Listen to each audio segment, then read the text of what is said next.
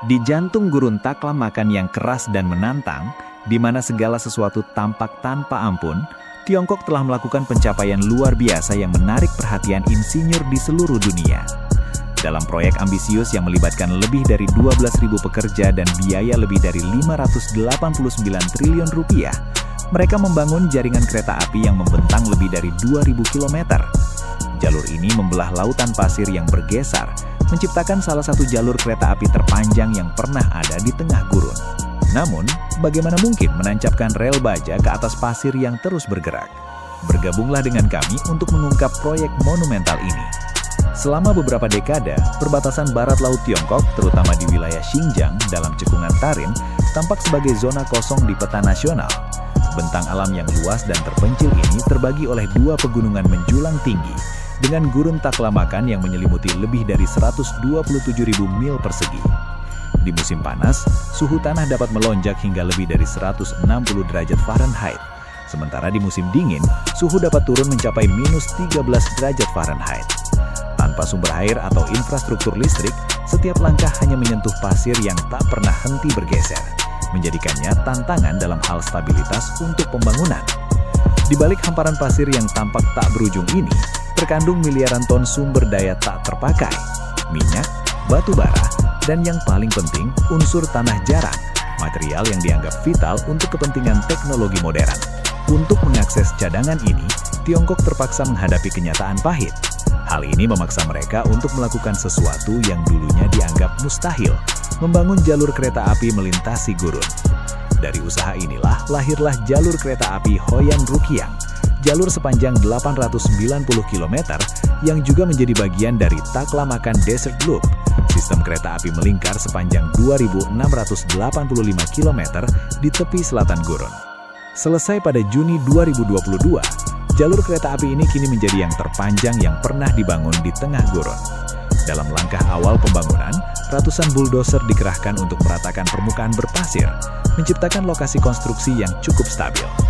Bulldozer melakukan pemangkasan gundukan tinggi dan mendistribusikan kembali pasir ke area yang lebih rendah dengan cermat. Setiap bagian permukaan dikerok dan diratakan di bawah pengawasan ketat, dengan surveyor memastikan ketinggian dan kemiringan agar seragam sepanjang jalur yang luas. Sistem konveyor membantu mengalihkan pasir berlebih dari zona kerja, sementara pemadat dengan lembut menekan lapisan atas, membentuk fondasi yang kokoh dan mudah dikerjakan. Namun setelah pasir diratakan, stabilitasnya masih menjadi tantangan. Para insinyur menemukan bahwa menyemprotkan air ke permukaan yang longgar sangat membantu mengikat butiran pasir, menciptakan lapisan yang lebih padat dan kohesif. Dengan menggunakan alat penyiram yang panjang dan pipa bawah tanah, mereka secara terkontrol menyemprotkan air tanah, membiarkan kelembapan meresap hingga beberapa inci ke dalam. Setelah pasir mencapai tingkat kelembaban yang tepat, alat pemadat berat mulai bekerja, menghilangkan kantong udara dan mengunci partikel di tempatnya. Suara gemuruh drum baja melengkapi perjalanan setiap lintasan alat pemadat, mengubah pasir lunak bergeser menjadi landasan yang kokoh dan seragam. Ketika permukaan mengering di bawah teriknya matahari, fondasi itu pun sudah cukup kuat untuk menahan beban alat berat dan truk pengangkut.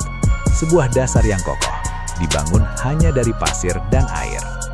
Setelah pemadatan, lapisan dasar tanah mulai disebarkan di atas pasir yang telah distabilkan.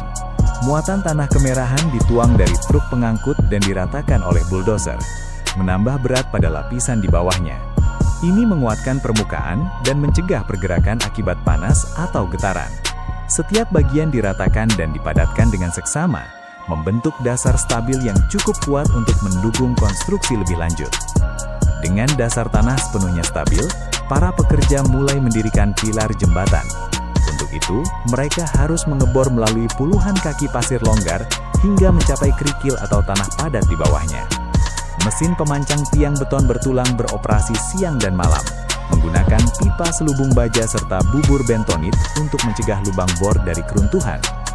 Dalam proses konstruksi yang penuh tantangan ini, beton dituangkan dari bawah ke atas melalui pipa trimi untuk mencegah terjadinya kantung udara. Sementara sangkar baja dipasang dengan presisi milimeter. Bahkan sedikit ketidaksejajaran dapat berakibat fatal, menyebabkan tiang miring atau kehilangan stabilitas. Mengingat perbedaan suhu siang dan malam yang bisa mencapai lebih dari 130 derajat Fahrenheit, Kru konstruksi sering bekerja di malam hari saat angin tenang dan badai pasir mulai reda. Berkat struktur ini, tiang baja dan beton seolah menumbuhkan akar yang dalam ke dalam gurun. Di atas fondasi yang kokoh tersebut, 11.000 pilar jembatan mulai berdiri tegak, membentuk hutan beton yang membentang luas di antara pasir. Setiap pilar menjulang antara 16 hingga 50 kaki, dicor menggunakan cetakan slip form yang diperkuat dengan baja galvanis serta aditif tahan garam untuk mengatasi iklim korosif gurun. Jarak antara pilar didesain sedemikian rupa agar seragam dan pendek, meminimalkan dampak angin serta perubahan suhu ekstrim. Saat matahari terbenam di balik pegunungan Konlan, deretan pilar yang tak berujung membentang ke cakrawala, membentuk kerangka baja dan beton yang tak tergoyahkan oleh desakan angin gurun. Di atas pilar-pilar tersebut, ribuan balok kotak beton prategang diangkat menggunakan derek perayap berat atau gantry yang dapat diluncurkan secara mandiri. Setiap balok memiliki panjang lebih dari 100 kaki dan berat beberapa ratus ton. Diangkut dengan gerbong kereta api khusus, balok-balok ini diangkat satu persatu dan diselaraskan dengan tepat menggunakan teknologi laser, mempertahankan toleransi hanya dalam beberapa milimeter. Setelah bentang jembatan terpasang dengan aman, para pekerja mulai menuang lempengan dek jembatan atau memasang panel beton pracetak, menciptakan permukaan halus yang akan dilalui rel. Setiap bentang diberi jarak untuk memastikan angin dapat berhembus bebas di bawahnya, membawa pasir terbang menjauh agar tidak menimbun perlintasan rel. Lebih dari 65% dari jalur kereta api Hoten Rokyang, sekitar 310 mil, membentang di atas jembatan layang ini. Dari ketinggian, jalur kereta api tampak seperti pita perak yang membelah lautan pasir emas, menjadi monumen hidup yang mencerminkan kecerdasan manusia di salah satu lanskap terkeras di bumi. Setelah lempengan dek jembatan dipasang, para pekerja mulai menyiapkan bantalan rel yang berfungsi sebagai pengikat rel baja. Bantalan ini ditempatkan secara merata di sepanjang dasar rel untuk memastikan posisi rel tetap stabil dan mendistribusikan berat kereta yang melintas. Dengan hati-hati, para pekerja menyelaraskan setiap bantalan, kemudian menggunakan rangka pengangkat untuk menurunkan rel ke posisi yang tepat di atasnya. Setelah dipasang dan terikat, bantalan ini menjaga rel tetap lurus, mencegahnya bengkok atau bergeser di bawah beban berat, sebuah langkah krusial yang harus dilakukan sebelum kereta dapat melintas dengan aman melalui gurun. Setelah bantalan rel terpasang dengan sempurna, rel baja yang panjangnya lebih dari 260 kaki diangkat ke tempatnya dengan menggunakan derek khusus. Rel ini disejajarkan dengan cermat di sepanjang garis tengah, dengan para pekerja mengatur setiap sambungan dan celah untuk memungkinkan ekspansi yang mulus akibat panas. Klip penikat kemudian dikencangkan untuk mengunci rel ke dasar beton. Proses ini memakan waktu 11 bulan kerja tanpa henti untuk menyelesaikan ratusan mil jalur kereta api yang menjelajahi gurun. Di Amerika Serikat, sebagian besar jalur kereta api masih dibangun dengan metode tradisional, menggunakan lapisan tebal batu pecah yang dikenal sebagai balast yang diletakkan di bawah setiap rel. Material sederhana ini memiliki peran krusial, mendistribusikan berat kereta, menjaga stabilitas struktur rel, dan memungkinkan air hujan mengalir menjauh dari bantalan rel. Sementara itu, Tiongkok mengambil pendekatan yang berbeda. Pada kereta api berkecepatan tinggi generasi berikutnya, lapisan batu tradisional telah digantikan oleh fondasi beton kontinu yang dikenal sebagai slab track. Dalam sistem ini, rel dipasang langsung ke permukaan beton, disejajarkan dengan sistem laser, dan dipasang secara otomatis oleh mesin. Alih-alih batu lepas, seluruh struktur slab track membentuk kesatuan yang kuat, tahan lama, dan presisi tinggi. Berkat inovasi ini, kereta api Tiongkok dapat melaju dengan lancar pada kecepatan melebihi 350 km per jam. Kini, mari kita menuju lokasi konstruksi untuk melihat bagaimana mereka menyelesaikan ribuan mil jalur kereta api. Lapisan dasar disiapkan melalui proses meratakan dan memadatkan beberapa lapisan tanah dan kerikil hingga mencapai fondasi yang kokoh. Biasanya antara 2 hingga 4 kaki dalamnya, tergantung pada medan dan beban kereta yang diharapkan. Setelah dasar stabil, insinyur mulai menyebarkan balas. Berbeda dengan beton, balas tidak terikat erat. Lapisan ini tetap longgar untuk menyerap getaran dan memungkinkan air hujan mengalir bebas melalui bantalan rel. 1 mil jalur rel memerlukan hampir 3.500 ton balas, setara dengan sekitar 7 juta pon batu. Balas dilepaskan dari gerbong hopper khusus dan diratakan secara merata oleh pengatur balas. Mesin yang dilengkapi bilah bajak, sikat berputar, dan kotak perataan yang dipandu laser.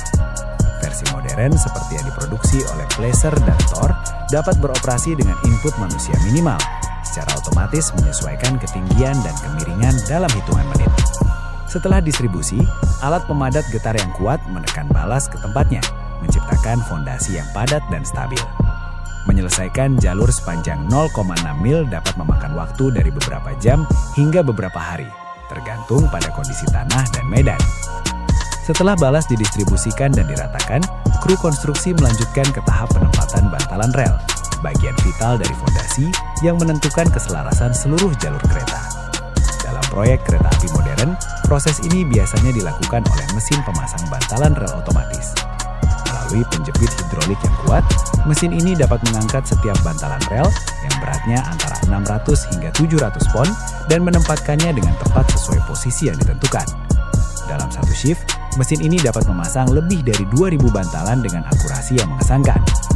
Bantalan rel dapat terbuat dari berbagai bahan. Bantalan tradisional umumnya terbuat dari kayu yang telah diperlakukan dengan minyak kreosot untuk mencegah pembusukan dan mengurangi getaran. Namun masa pakainya hanya sekitar 20 hingga 30 tahun. Sebaliknya, bantalan beton bertulang kini menjadi standar industri. Lebih berat, lebih kuat, dan mampu bertahan lebih dari 50 tahun sambil menopang beban yang jauh lebih besar. Ketika ribuan bantalan telah diposisikan dengan tepat, tahap selanjutnya adalah pemasangan rel. Setiap rel baja yang biasanya sepanjang 78 hingga 80 kaki dan berat sekitar 130 pon dikirim ke lokasi menggunakan kendaraan pengangkut khusus. Dalam konstruksi modern, insinyur sering menggunakan rel last continue atau CWR yang merupakan segmen panjang yang telah dilas sebelumnya, seringkali membentang hingga 1/4 mil panjangnya. Saat tiba di lokasi kerja, kereta api secara bertahap memasukkan pita baja ini, sementara derek hidrolik menariknya ke depan dan menyelaraskannya di atas bantalan. Para pekerja mengarahkan rel agar meluncur dengan mulus di atas balas, memastikan posisinya tepat di atas setiap bantalan, dan menahannya sementara dengan klip atau pin baja. Setelah penyelarasan dikonfirmasi, fase penegangan rel dimulai. Setiap rel ditegangkan menggunakan mesin penegang hidrolik, menyesuaikan untuk pemuaian dan penyusutan termal. Langkah penting yang mencegah pembengkokan atau tekukan di masa depan. Setelah rel terpasang dengan baik, langkah berikutnya adalah memasang sistem pengikat rel, jaringan komponen kecil yang menjaga jalur tetap aman dan stabil. Setiap rakitan pengikat terdiri dari pelat dasar baja, bantalan karet, klip pegas, dan baut jangkar. Pelat dasar mendistribusikan beban dari roda kereta secara merata, sementara bantalan karet di bawahnya membantu meredam getaran dan mengurangi kebisingan. Para pekerja bergerak sigap di sepanjang rel, memasang setiap set pengikat pada posisinya, dan mengenjangkan baut dengan kunci torsi sesuai spesifikasi yang tepat. Setelah baut terpasang dengan aman, klip dikunci pada tempatnya, menahan rel dengan kuat terhadap plat dasar, sekaligus membiarkan sedikit fleksibilitas untuk ekspansi dan kontraksi termal akibat perubahan suhu. Dengan seluruh sistem pengikat terpasang, insinyur melanjutkan proses penyelarasan rel dan pemadatan balast. Ini adalah langkah presisi yang menentukan seberapa lancar kereta akan meluncur di atas rel. Mesin pemadatan khusus bergerak perlahan di sepanjang jalur, memastikan setiap bagian tetap dalam kondisi optimal untuk perjalanan yang aman dan nyaman. Dilengkapi dengan puluhan gigi getar hidrolik, mesin pemadatan modern beroperasi dengan cara yang sangat efisien dan presisi. Selama proses ini, mesin mengangkat seluruh rakitan rel dan bantalan rel sekitar 1 hingga 2 inci, sementara gigi getar memadatkan balas di bawahnya dengan kecepatan sekitar 35 hingga 40 getaran per detik. Gerakan sinkron ini mengunci batu-batu balas dengan erat, menciptakan fondasi yang padat sekaligus fleksibel, mampu menyerap benturan dan menjaga stabilitas jalur dalam jangka panjang. Sementara itu, sensor laser dan giroskop terus-menerus mengukur elevasi, kemiringan, putaran, dan keselarasan. Setiap penyimpangan sekecil 1/10 inci langsung terdeteksi, dan sistem secara otomatis memperbaikinya agar sesuai dengan standar desain. Dengan tingkat otomatisasi ini, penyelarasan dan pemadatan sepanjang 1 meter dapat diselesaikan hanya dalam 2 hingga 3 jam, membuat proses ini lebih dari 10 kali lebih cepat dibandingkan dengan metode manual tradisional. Setelah seluruh jalur disejajarkan dengan tepat, para insinyur melanjutkan ke fase pengelasan rel. 2 teknik utama biasanya digunakan dalam proses ini, pengelasan flashbatt dan pengelasan aluminotermik. Dalam pengelasan flashback, kedua ujung rel dijepit erat bersama oleh mesin las listrik. Arus yang kuat mengalir melalui sambungan, memanaskan baja hingga hampir 2700 derajat Fahrenheit, membuatnya melunak, meleleh dan akhirnya menyatu menjadi rel tunggal yang kontinu. Di daerah yang lebih sempit atau terpencil, di mana akses terbatas, insinyur beralih ke pengelasan aluminotermik. Proses ini melibatkan pencampuran bubuk aluminium dan oksida besi yang dinyalakan dalam cetakan besi cor. Reaksi eksotermik yang dihasilkan dapat mencapai suhu hingga 4500 derajat Fahrenheit. Cukup panas untuk mencairkan baja dan mengisi celah antara ujung rel. Setelah logam cair mendingin dan mengeras, material berlebih akan dipangkas dan sambungan dipoles dengan mesin gerinda rel untuk menghilangkan tonjolan atau ketidakrataan permukaan, memastikan permukaan rel yang halus dan tanpa celah. Kini Anda telah menjelajahi seluruh proses pemasangan rel yang diterapkan di Amerika Serikat dan Tiongkok. Pendekatan mana yang Anda anggap lebih cerdas dan praktis? Pendekatan otomatisasi Italia yang cepat dan efisien, atau metode tradisional yang telah terbukti? Dengan mempertimbangkan aspek kecepatan, efisiensi, dan ketepatan, refleksikanlah pilihan mana yang lebih baik dalam memenuhi tuntutan konstruksi modern di dunia yang terus berubah ini.